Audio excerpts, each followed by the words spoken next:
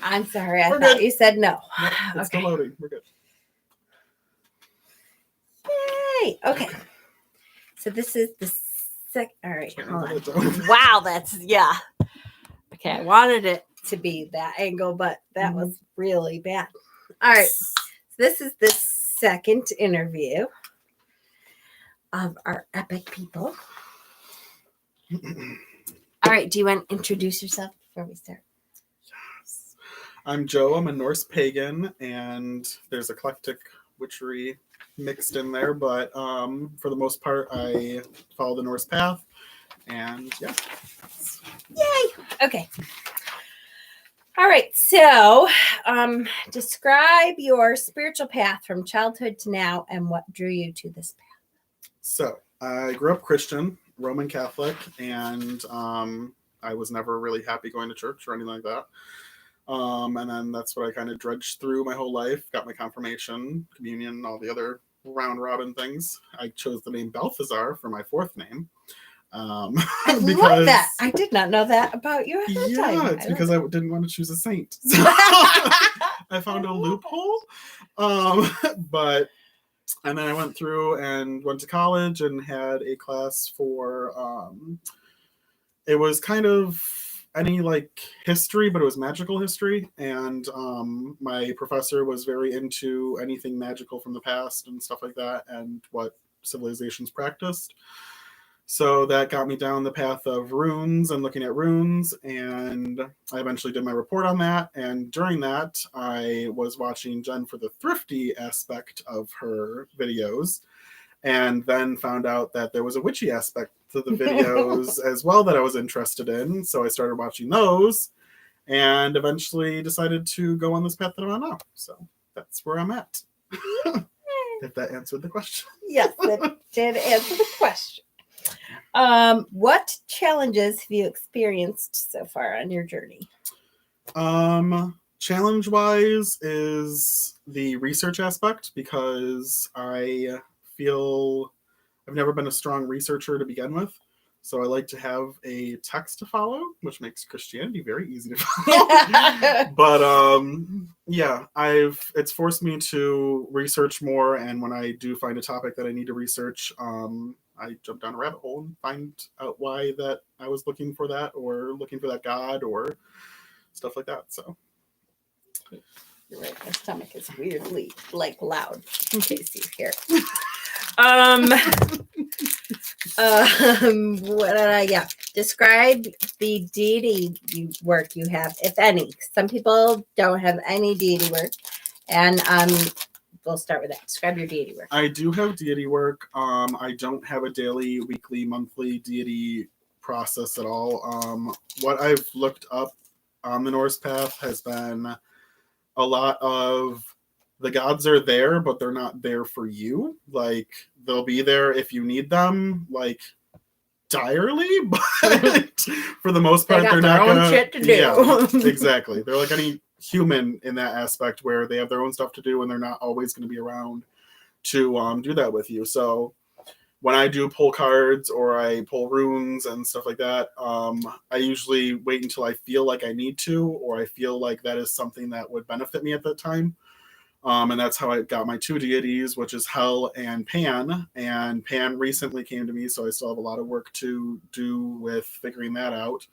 But Hel was an evolution of, I had an altar up for Satan, and then it evolved into Persephone, and then I found out it was actually Hel coming through instead of those two deities.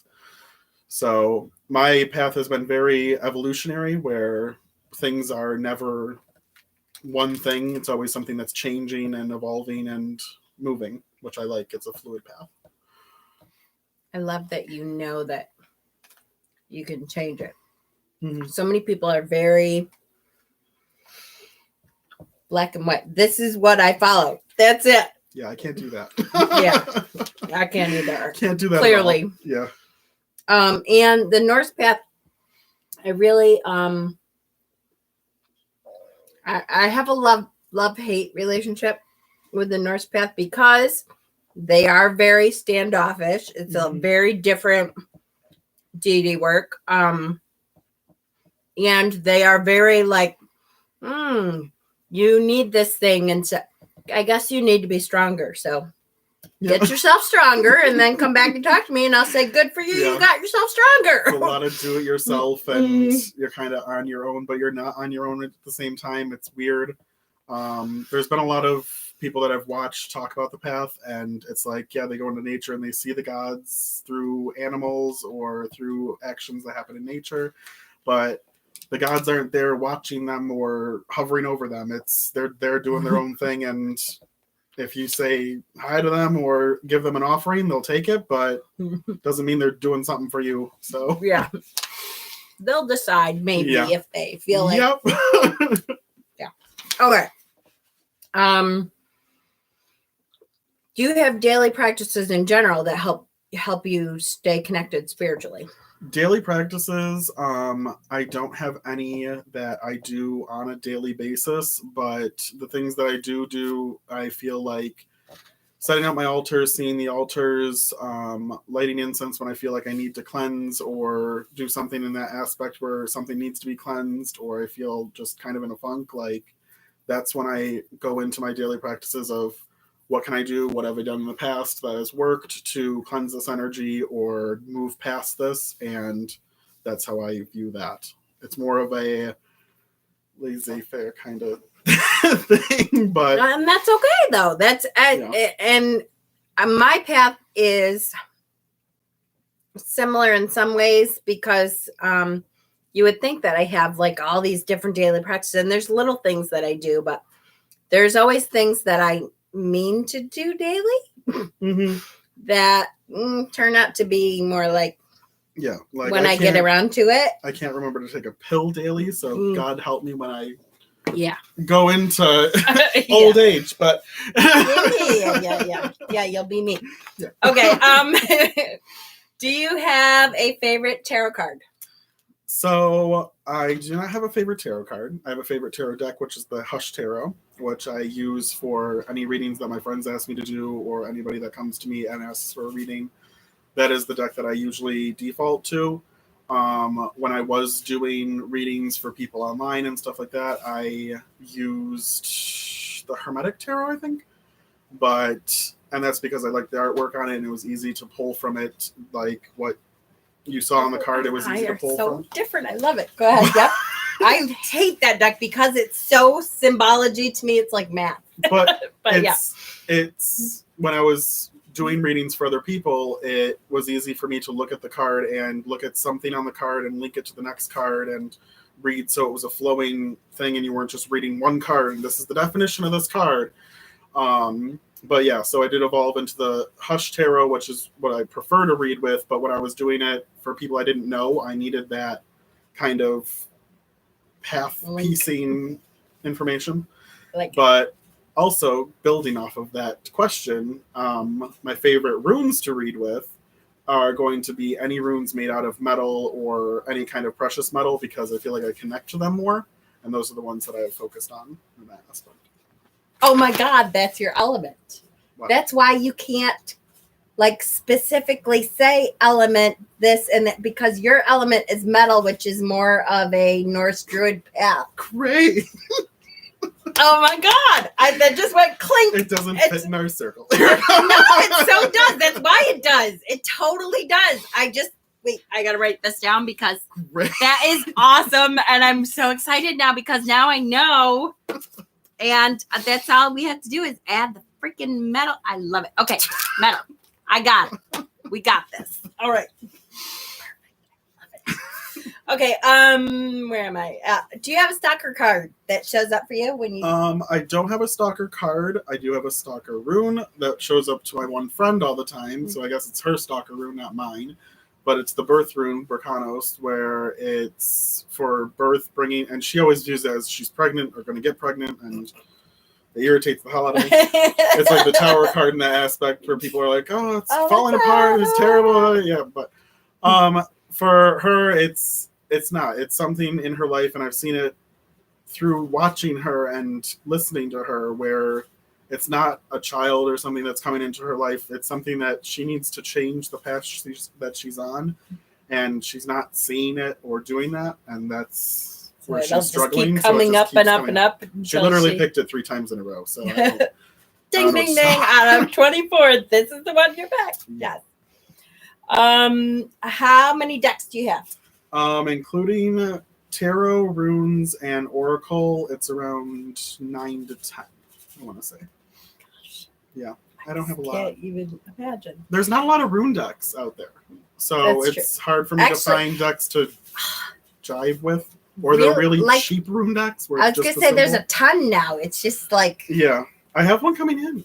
It got delayed. It's coming. But I do prefer to with the bag of runes to do it that way. So.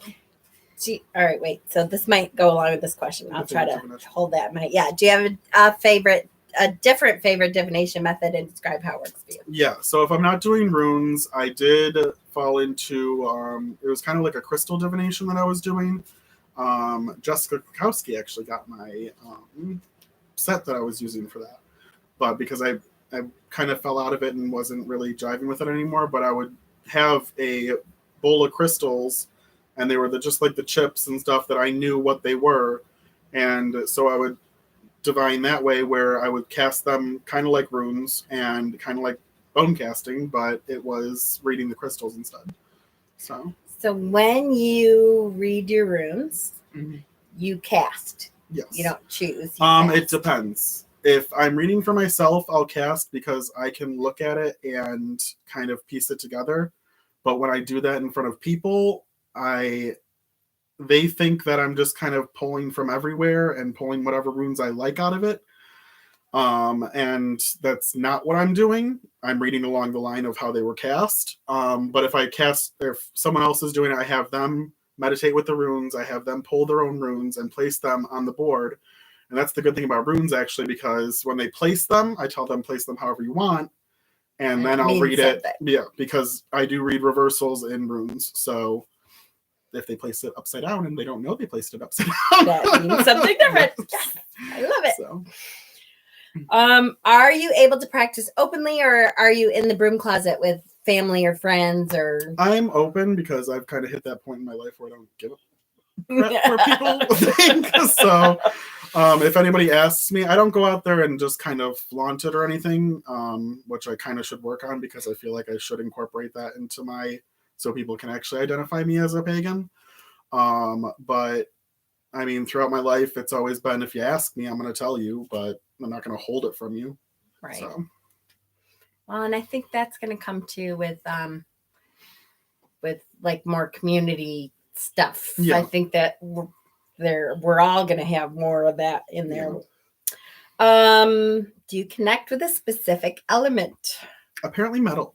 Yes, you do. Describe how you incorporate that with your practice. Do you do certain things like for specific elements? Yes. Oh my gosh. This is I'm so excited. Yeah. Brass specifically. Okay. I have a lot of precious metals, and maybe that's why I was drawn to jewelry a lot, because I like dealing with it and molding it and stuff like that. But in a metal aspect, I guess it kind of does flow with what I am personally, because I'm hard on the outside, and then you warm up to me and I become malleable. That's so perfect. I'm so excited about this. Just I really am. Okay. Did you have a particular aha moment with your spirituality, or was it like a gradual process? Mine has been a gradual process. I'm still looking for like an aha moment where I'm like, this is the path I'm on. This is what's for me. This is the deities I work with. And I'm very far from that. It's going to be a hot minute before I can actually state like, this is what I'm doing. This is what I follow. This is my path. But I'm slowly getting there, and I feel like I'm getting to like the cusp of figuring that out, where I can say that this is what I am. This is the path I follow and stuff like that. But it has helped with the eclectic side, because you kind of dip your toes in everything and find out what works for you. So, and if it works, it works. Do you feel drawn to crystals? If yes, any particular ones that you work with regularly? Crystal wise, blue fluorite has been a lovely piece in my collection. But I went through my collection recently, and I have an obnoxious amount of celestite, and I also have an obnoxious amount of lapis. And lapis is the one stone that I can say I've carried with me and worked with the most, because whenever I would go into work or whatever and I needed something to calm me and like center me, and I was always drawn to lapis to do that for me. But yeah, that's because it has pyrite metal in yeah, maybe. it. Look at that. Do you have a favorite season or Sabbath? I don't have a favorite Sabbath. If I were to choose one, it would probably be Ostara. That seems like the one that I went all out for some reason, and I don't know why. The other ones have just kind of gone to the wayside, and I celebrate them when I remember. Favorite time of the year is going to be fall. Apparently allergies have started up with me in fall for some reason. They've never happened that way, but I've been a wreck this year. So Poor Joseph. Poor Joseph. If you could see 5 and 10 years into the future of the circle, what role do you see yourself in? If you could step into any role you were interested in. I am a business person, and that's where my strengths lie because of how much I worry about crap and need to have things in order. So I've slowly fallen into the purse warden role when we get a purse going. But yeah, I'm very much into helping the coven financially and being able to supply the coven with things that it's going to need. I know people don't like the business aspect of this, or the money or numbers or anything like that. What people are you talking about? Yeah, but it is a role that needs to be taken care of, and I don't mind stepping into that role. So it's like it was meant for you. Isn't that funny? And I'm pitted against a high priestess that is very against it. I know. It's the air flowing against the metal. I just try to go around it. Yes, I'm a little flute. Yeah. Okay, so staying in this 5 and 10 year future jump, what would you like to see the circle doing for itself and the community at large by then? The community, I would like us to have more of a community presence, but that will happen more along the lines of when all of us are together and either forming a commune or just living close enough where we can all get together to do things. And that's something that I would think would be very beneficial for our coven, because it's nice to have all those people that you can rely on that aren't your personal family, but they're your chosen family. And that way you have a new home, and we can show that to the community that we're not a cult or something. It's just people that get along and have common interests and common goals that are trying to help other people. So name one thing that you are currently interested in learning about in our circle. I read that wrong the first time I read it.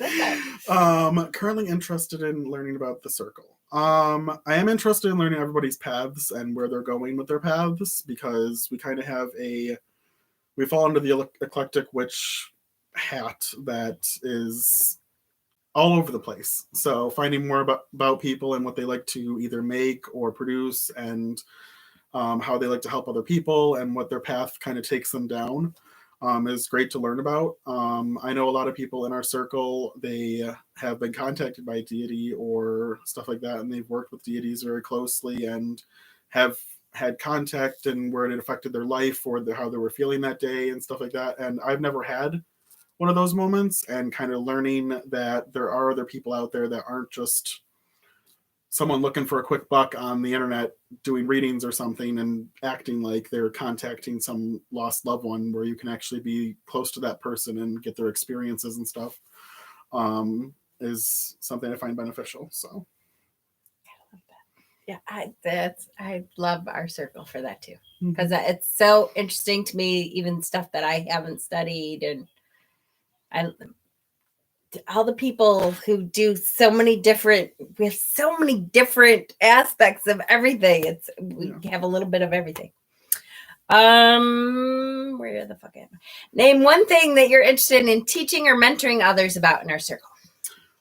So I'm going to actually flip that question. Something I'd be interested in teaching people is something I did during Witchypalooza is reading the runes and learning about the runes. It's something that interests me, and I can go on forever about learning about them. I can go down a rabbit hole with you to learn about their meanings. But going along the lines of mentoring others, it's going to be really beneficial for the inner circle to pair up with circle members to kind of go down their path together with them and figure out what they didn't know. So I'm looking forward to that kind of opening up experience where you're learning and getting into other people's paths, and you're learning from someone else that is learning as well. So that's what I'm interested in. I love that answer. Name one. Oh, I just did that one. Would you share some tips for beginners that you have learned so far in your journey that you wish someone had shared with you? A lot of my tips came from your videos and stuff about what works for you works, and not to have kind of that rigid structure. And I did have an ethics class in college where the professor she was either Wiccan or pagan, but she wore a medallion. And we did touch on it one day, and her kind of approach to things was very rigid spiritually. And that's not something that I ever want to experience or put on someone else. So when you are going down this path, it's always good to accept other people for what they're going through. You can question it, and because I do that all the time, I'm a very skeptical person. But I'm waiting for a ghost to just slap me across the face. But it'll happen someday. It's gonna happen.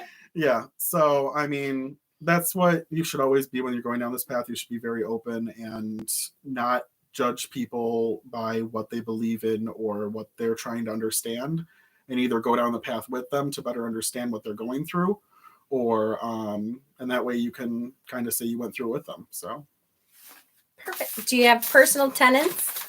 You're handing in personal tenants that they'll have in their hands. Yes, I am. Okay. Yeah.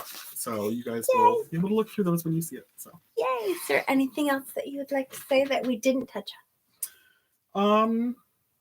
Not particularly. Okay. So, Yay! yeah. This has been another great interview. These are turning out really good. Even though this is the second one, I think this is really super interesting, and I love that we are all different. And we're all that time touching right there, on 22 minutes. Oh yes, all right, fine, we're going. Oh no, Mikey's is going to be like an hour and 22 minutes. You got. Oh, that would be bad. It's live. I was gonna say it is. Yeah, YouTube. I used to have to watch my videos and make sure I was cutting off at right before a half an hour. You must have seen some of these that I would be like, oh shit, I kept going, and now it's in 2 videos. But that's why I do live. That's the other reason I do them live. Yeah. And I keep rambling. Okay. Thank you guys.